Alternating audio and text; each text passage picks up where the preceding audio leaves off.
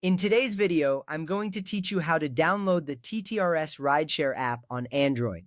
First, let's start by opening the Google Play Store. You can find this app on your home screen or in your app drawer. It looks like a colorful triangle. When you tap on it, the Play Store will open. You will see a wide range of apps, games, and more right in front of you. This is your gateway to accessing countless applications, including the TTRS Rideshare app. If you are asked to log in, make sure to enter your Google account information. This step is important because it allows you to download apps securely and keeps your account information safe. Next, tap the search bar at the top of the screen. This is where you can look for the apps you need. Once you tap on it, your keyboard will appear. Now type in TT Rideshare. Be sure to double-check your spelling to ensure you find the correct app.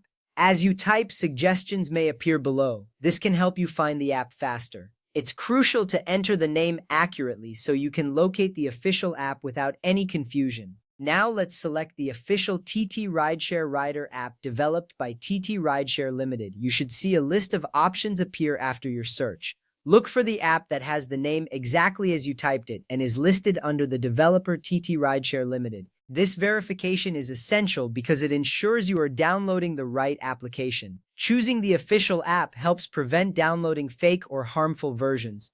Once you find it, tap on the app icon to proceed. After that, you will see an Install button. Tap on it to start the downloading process. The app will begin to download and install automatically. This may take a few moments depending on your internet speed. You will see a progress bar indicating the download status. This step is vital because it allows you to access the features and services provided by the TTRS Rideshare app.